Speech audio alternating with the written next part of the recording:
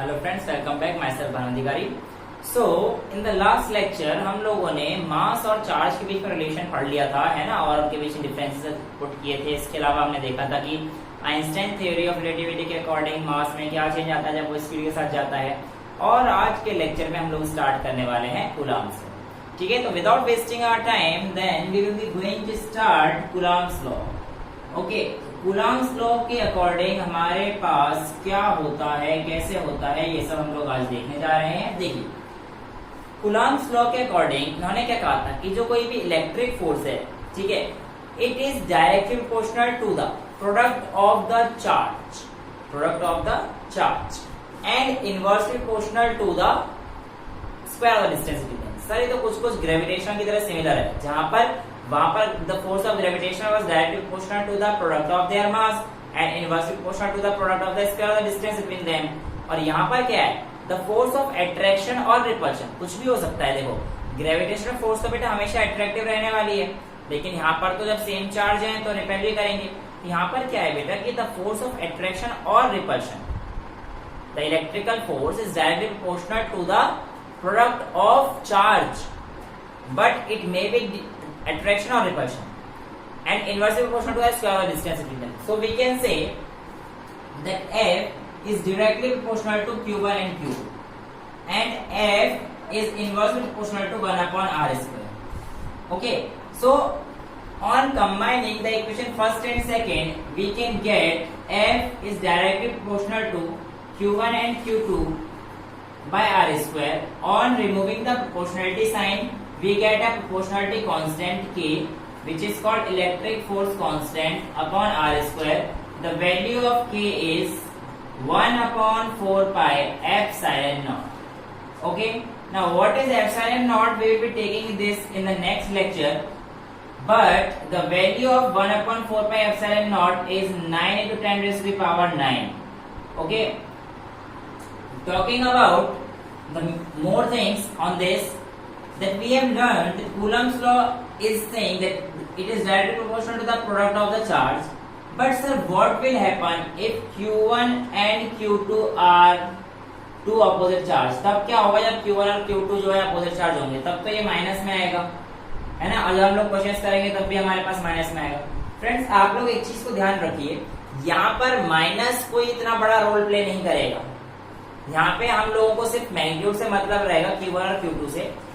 Plus और minus अगर कहीं पे होंगे तो ये हम लोगों को बताएंगे कि हमारे पास आने वाली फोर्स बचा अट्रैक्टिव फोर्स, और माइनस माइनस या प्लस प्लस होंगे तो हमें बताएंगे कि हमारे पास आने वाली फोर्स कैसी होगी, रिपल्सिव होगी। तो प्लस और माइनस चक्कर में ना पड़ना, ना ना ना ना ना, सिर्फ ये देखना whether the force is attractive और रिपल्सिव। ठीक है, तो इतना समझ में आया। तो हम लोग इस इक्वेशन को आगे बढ़ाने के लिए देते हैं F is equals to K Q1 Q2 by R square, जिसकी वैल्यू हो जाएगी 1 upon 4 pi epsilon naught into Q1 Q2 by R square. So this is our force। इतना समझ में आता है आप लोगों को? पक्का, कोई दिक्कत नहीं। तो कुल मिला के ऐसे समझ लीजिए कि अगर ये ऑब्जेक्ट है एक और ये ऑब्जेक्ट है एक, जिसपे चार्ज रखा हुआ था एक पे Q1 एक पे Q2, तो कूलम्ब्स लॉ के अकॉर्डिंग जो फोर्स लग रहा होगा वो प्रोडक्ट होगा इन दोनों चार्ज का और इनवर्सली डिपेंड करेगा उसके R स्क्वायर। ये जो R है इसके स्क्वायर पर। अब मैं आप लोगों से कहता हूं, बताइए फोर्स में क्या चेंज आएगा अगर मैं किसी रेडियस को डबल कर देता हूं। अगर मैं किसी रेडियस को डबल कर देता हूं तो बताइए फोर्स में क्या चेंज आएगा। तो बच्चा देखो, वेरी सिंपल हो जाएगा ना। इसमें यहाँ पे R की जगह क्या रख देंगे हम लोग, 2R, और उसका स्क्वायर हो जाएगा तो क्या हो जाएगा 4R स्क्वायर। तो F डैश जो हो जाएगा कितना टाइम हो जाएगा, F/4। करके दिखा दें या फिर कर लेंगे?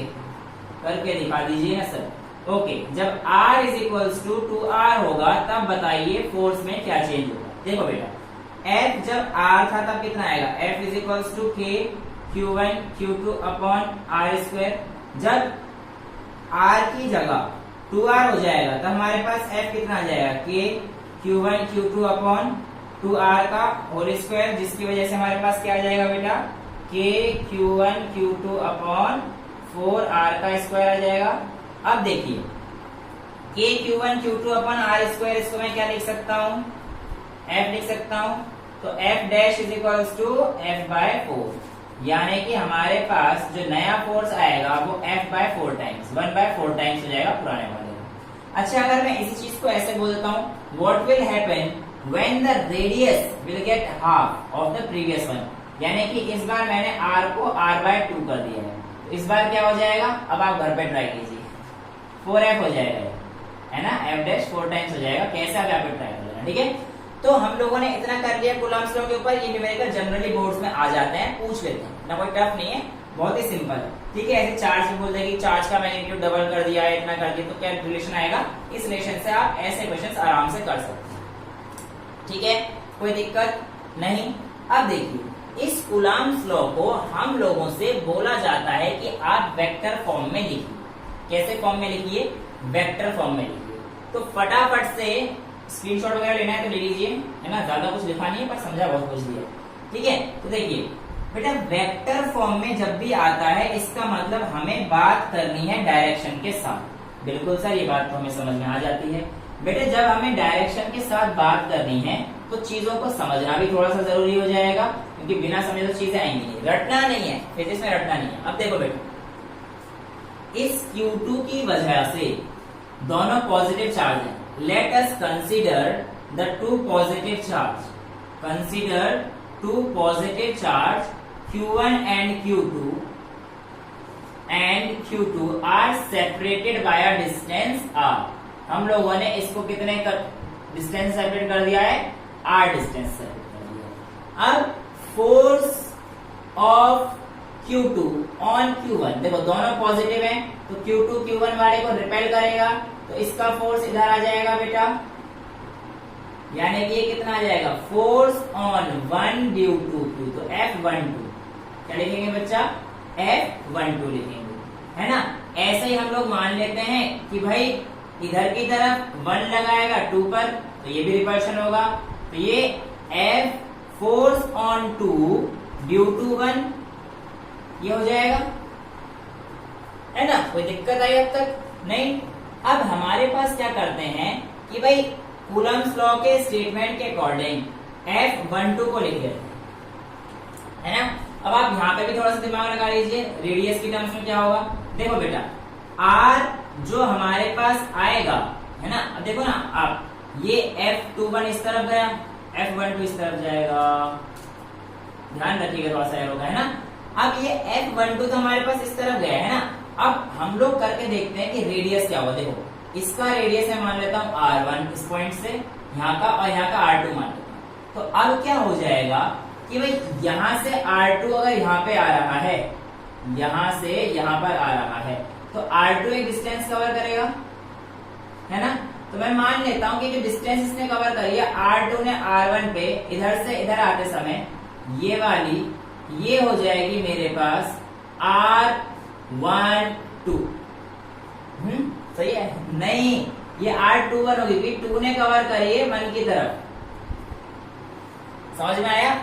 ऐसे ही इस तरफ जब जाएगा तो R1 कवर करेगा 2 की तरफ, तो क्या आ जाएगा R12। कोई डाउट बच्चा इसमें नहीं होना चाहिए, ठीक है।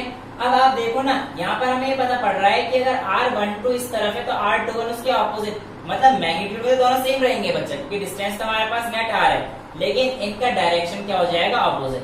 और अगर डायरेक्शन अपोजिट हुआ तो क्या वेक्टर फॉर्म में कोई चेंज आएगा, आप कहोगे हाँ, डायरेक्शन में चेंज आ गया तो वेक्टर में भी चेंज आएगा, क्या हो जाएगा, वो जस्ट अपोजिट हो जाएंगे। अच्छा लिखें कैसे सर, अब देखो बेटा F12 हमारे पास बराबर हो जाएगा KQ1 Q2 upon R square. ये बात तो हमें समझ में आ गई, लेकिन मैं आपसे कहता हूं बेटा मुझे इसे वेक्टर फॉर्म में बताइए। ये तो आपने मेरे को डायरेक्ट बता दिया, मैं मान लिया सर, ठीक है। बेटा वेक्टर फॉर्म में लिखने के लिए हम लोग इसे यूनिट वेक्टर से मल्टीप्लाई कर देते हैं। R डैश क्या है हमारे पास, एक यूनिट वेक्टर है, क्या है बेटा, यूनिट वेक्टर।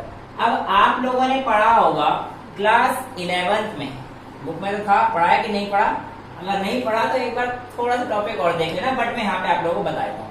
बेटा यूनिट वेक्टर होता है जो हमारे पास ये वेक्टर है ना, जो भी गिवन वेक्टर है, अपॉन उसका मॉड, अपॉन उसका मॉड, तो हमारे पास ये वैल्यू आ जाती है ना। अब इस डायरेक्शन में जब F12 वाली डायरेक्शन में देखो, F12 वाली डायरेक्शन में कौन सा R लग रहा है, R21 लग रहा है ना बेटा, तो हमारे पास उसका जो रेडियस आएगी वो क्या आ जाएगी, R21 अपॉन में मॉड R, ठीक है ना। मॉड R का मतलब सारी चीजें हमारे पास पॉजिटिव आ जाएंगी, तो हमारे पास F12 की वैल्यू कितनी आ जाएगी बेटा, KQ1 Q2 upon R square, R cap unit vector है ना, ये यूनिट वेक्टर की जगह हम लोग क्या लेंगे, R21 vector upon mod vector, यानी कि हमारे पास कितना आ जाएगा बेटा, multiplied by R21 upon mod R,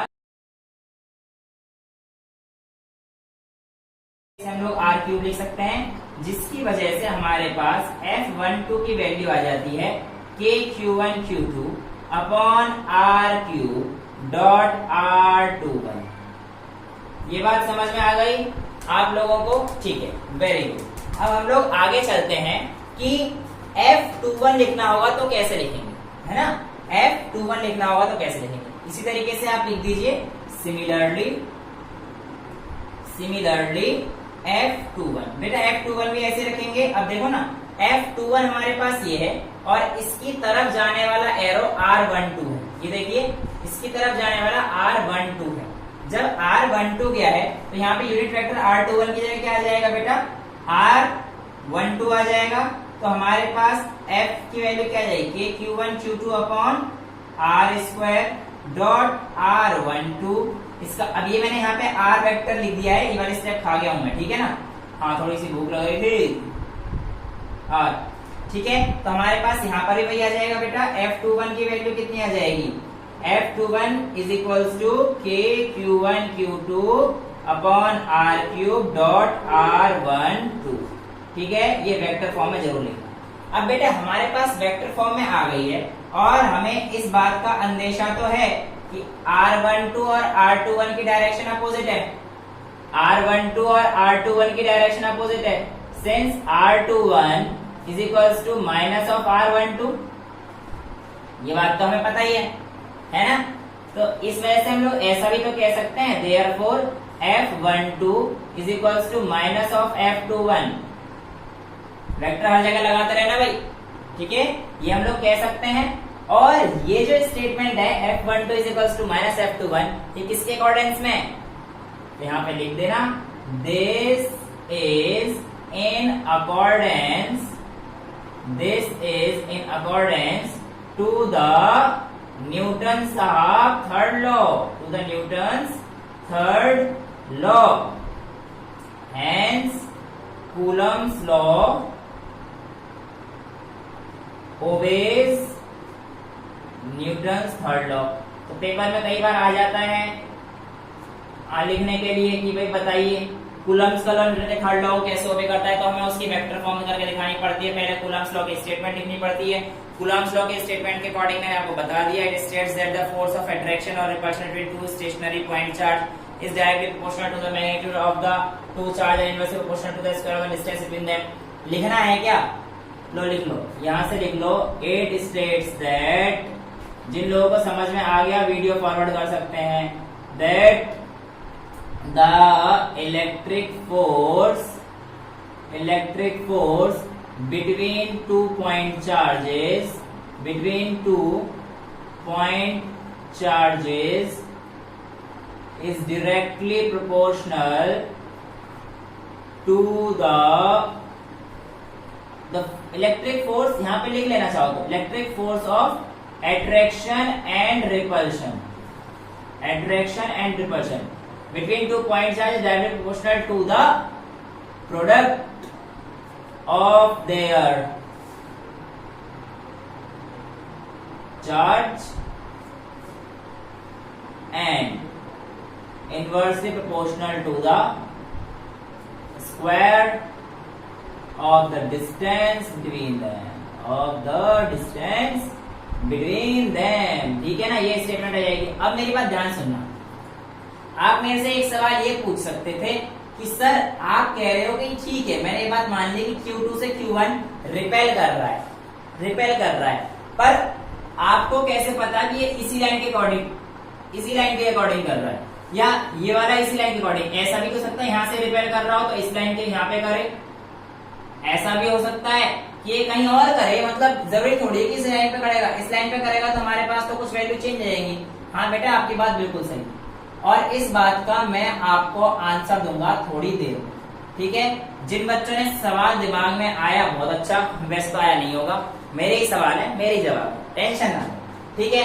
ये स्टेटमेंट हो गई, ये हमारे पास वेक्टर फॉर्म में आ गया। अब जिसको स्क्रीनशॉट लेना है फटाफट लीजिए, मैं हट गया साइड। ओके, अब हम लोग फटाफट से लिखते हैं इसकी यूनिट क्या होगी। देखो बेटा, हमारे पास कूलाम की यूनिट, सॉरी चार्ज की यूनिट तो कूलाम होती है, ये बात तो हमें पता पड़ गई है, लेकिन ये तो ऐसा ही यूनिट है। अब हर जगह तो ऐसा यूनिट पूछेगा नहीं आपसे, है ना?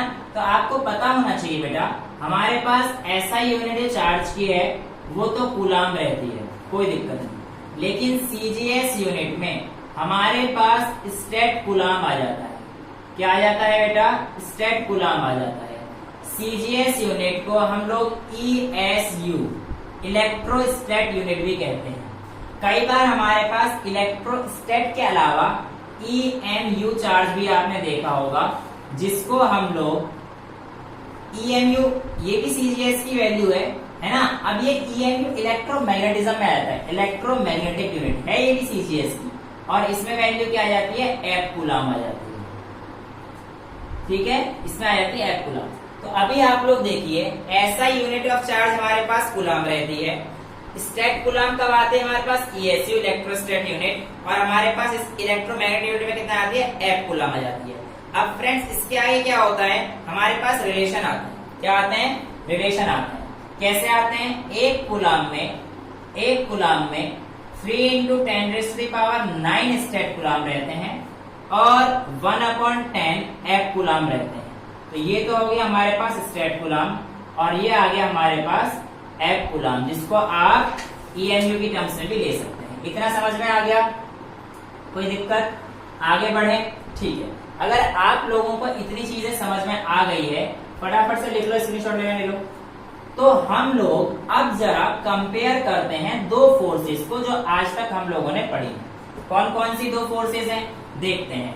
एक फोर्स है हमारे पास ग्रेविटेशनल फोर्स, एक फोर्स है हमारे पास ग्रेविटेशनल फोर्स, और एक फोर्स रहने वाली जो हमने अभी अभी पढ़ी, कौन सी? Electric force. Electric force.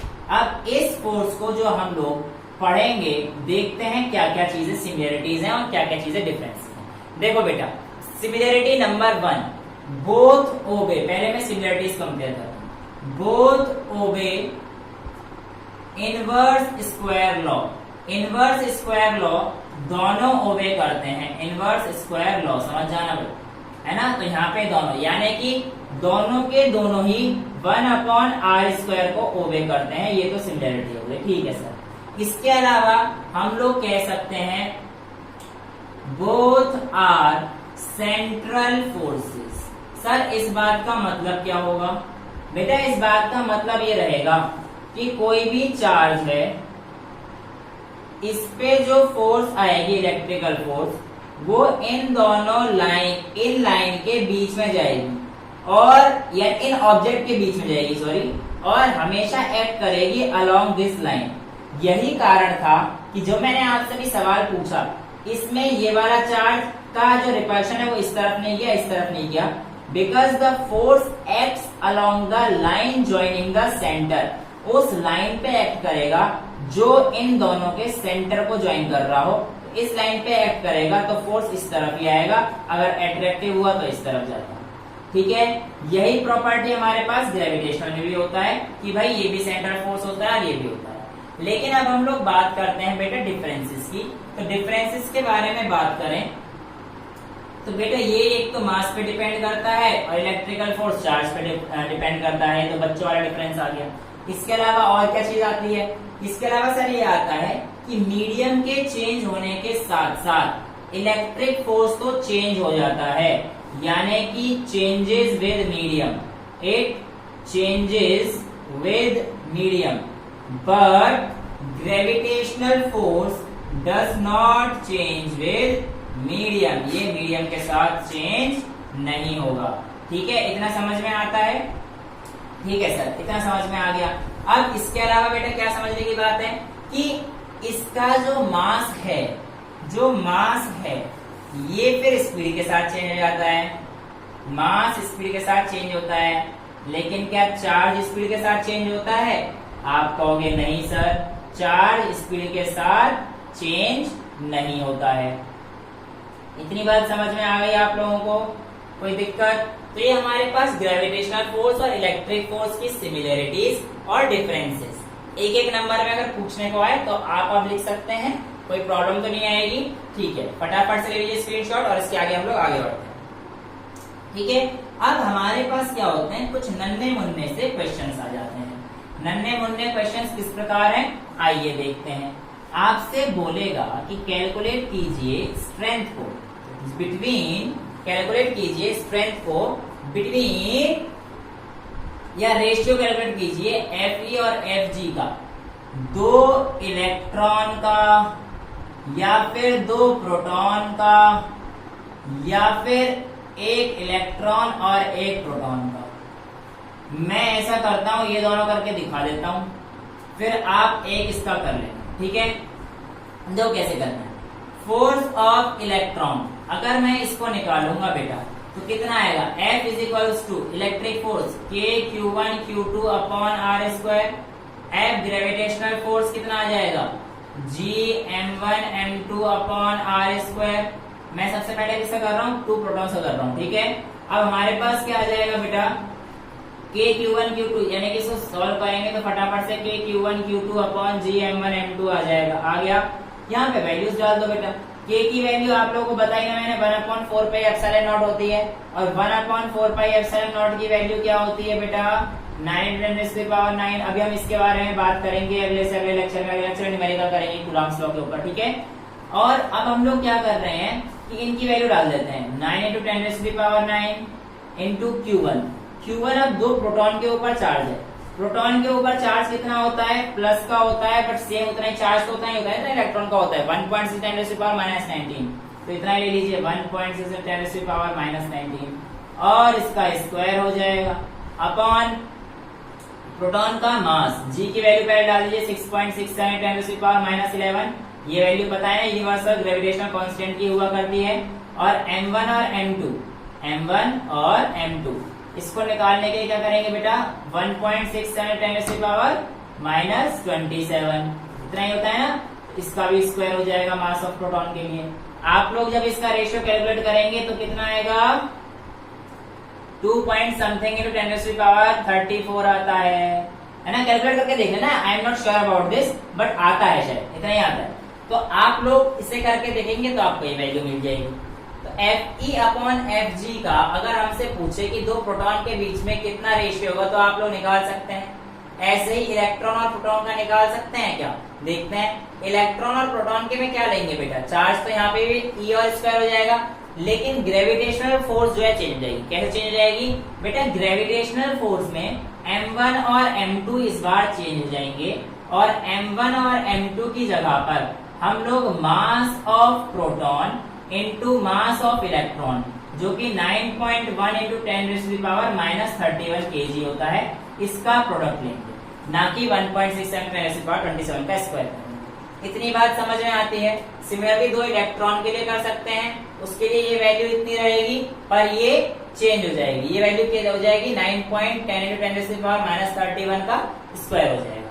ये बातें समझ में आ गई है। अच्छा, अब आपसे कई बार एक नंबर में अगर किसी का कुछ हो गया, माफ कीजिए, तो क्या होगा, पूछेगा बताइए रेंज ऑफ कूलम्बियन फोर्स कितनी होती है।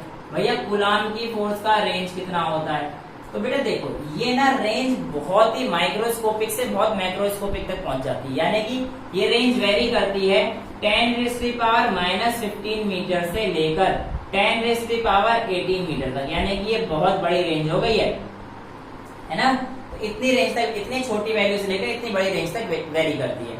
अच्छा, इसके अलावा एक क्वेश्चन और पूछ सकता है, कैलकुलेट कीजिए acceleration of proton and electron अगर उन दोनों के बीच में दूरी कितनी दे रखी है, if they are separated by, मान लीजिए 10 एंगस्ट्रॉम दे रखा है, ठीक है। तो बताइए एक्सेलरेशन ऑफ इलेक्ट्रॉन कितना होगा, एक्सेलरेशन ऑफ प्रोटॉन कितना होगा।